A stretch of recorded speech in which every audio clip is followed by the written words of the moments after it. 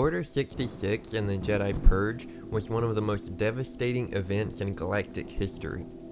Countless lives had been lost, betrayed by the very clones they fought beside during the war against the Separatists. Few survived. One of these survivors was Ahsoka Tano, the one-time Padawan to Jedi Knight and General to the 501st Clone Army Anakin Skywalker. Ahsoka didn't know the fate of her master. Was he still out there somewhere? She could no longer feel his presence in the Force.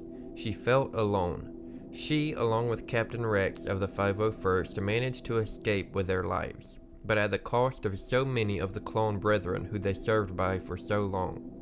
This is an excerpt describing the immediate aftermath of Ahsoka's escape from the Purge and her innermost thoughts after the terrible tragedy. Ahsoka looked down at the grave, her heart a stone in her chest. She thought about all the clone troopers she had served with. They had been so quick to accept her, even when she first became Anakin's Padawan. Sure, part of that was their genetic code, but that only went so far. They respected her. They listened to her. They taught her everything they knew, and when she made mistakes, when she got some of them killed, they forgave her, and they stood beside her again when it was time to return to battle. The Jedi were gone, but what happened to the clones was almost worse. Their identities, their free will, removed with a simple voice command and the activation of a chip. If she hadn't seen it for herself, she wouldn't have believed it was possible. She felt completely alone in the Force, except for the dark nothingness that stared back at her every time she tried to connect with Anakin or any of the others. More than anything, she wanted a ship to appear, for Anakin to track her down or one of the other Jedi to find her. She wanted to know where they were, if they were safe, but there was no way to do that without compromising her own position. All she could do was what she had decided to do, go to ground. She should have been at the temple. She should have been with Anakin. She should have helped. Instead, she'd been on Mandalore, almost entirely alone, surrounded by clones in confusion and blaster fire. Maul had escaped, of course. She'd had the opportunity to kill him, but had chosen to save Rex instead. She didn't regret that, couldn't regret it, but the mischief, and worse, that Maul might have wreaked in the galaxy with no Jedi to protect it gnawed at her. Now there was the grave. Everything about it was false, from the name listed on it to the name of the person who'd killed him. It looked very real though, and you couldn't tell clones apart when they were dead, especially not if they were buried in another set of armor. Ahsoka held her lightsabers, her last physical connection to the Jedi and to her service in the Clone Wars. It was so hard to give them up, even though she knew she had to. It was the only way to sell the con of the false burial, and it would buy her a modicum of safety, because whoever found them would assume she was dead too. But Anakin had given them to her. She'd walked away from the Jedi Temple with nothing but the clothes on her back, and had struggled for a long time to find a new place in the galaxy. When she had found a mission, when she had reached out to her former master for help, he had reached back and given her the Jedi weapons to do the job.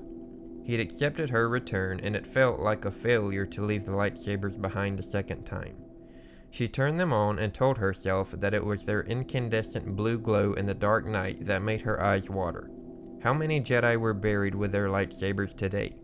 How many weren't buried at all, but left behind like so much garbage, their weapons taken as trophies? The younglings, had they known what to do? Who could they ask once their teachers had been cut down? She knelt, extinguishing the energy, and planted the hilts of both her weapons in the freshly turned dirt. She stood quickly and resisted the urge to call the lightsabers back into her hands. They must be left there, memorializing the man they were recorded as having killed, a trophy for the coming Imperials to find. And they were coming. Ahsoka could feel it in her bones. She had a ship, unremarkable and well built. Rex was already gone, his false death inscribed on the marker in front of her, and the false report of her death at his hands credited there as well. When they were digging the grave, they had agreed to separate and head for the outer rim. It was chaotic there, but it was the sort of chaos where a person could get lost. The chaos on the core worlds was motivated by Palpatine's new peace, and if Ahsoka tried to hide herself there, it would be only a matter of time until she was found. She placed a hand on the grave marker and allowed herself one more moment to think about the man who was buried there, and about the man who wasn't.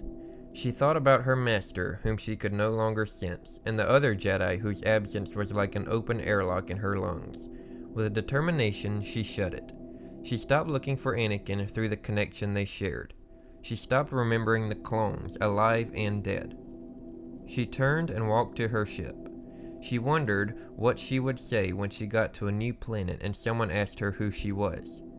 She knew her name was on a list of supposed criminals. She couldn't safely use it anymore. She couldn't say she was a Jedi, not that she ever could have said that in good conscience anyway. She'd given up that right. Now she paid the price, doubly for her abandonment. At least the pilot seat made sense. She knew what to do when she was sitting in it. The ship hummed to life around her, and she focused on the things she knew for certain. She was Ahsoka Tano, at least for a little bit longer, and it was time to go. After this, Ahsoka would make her way from planet to planet, lying low and posing as a humble mechanic to make ends meet. She was careful to make friends, as she didn't want to draw attention to herself or put others she came across in danger. Her good nature would eventually get the better of her, though, and she would begin helping people where she could during the early reign of the Empire, eventually becoming the ally to the rebellion known as Fulcrum. Years later, she would aid the crew of the Ghost, consisting of Ezra Bridger, former Jedi youngling Canon, and others. But this was her thoughts in the immediate aftermath of Order 66, as she lost so many brothers and sisters and set out on her own, having no idea what the future would hold in the very, very dark days ahead. Thank you for watching, and of course, may the Force be with you.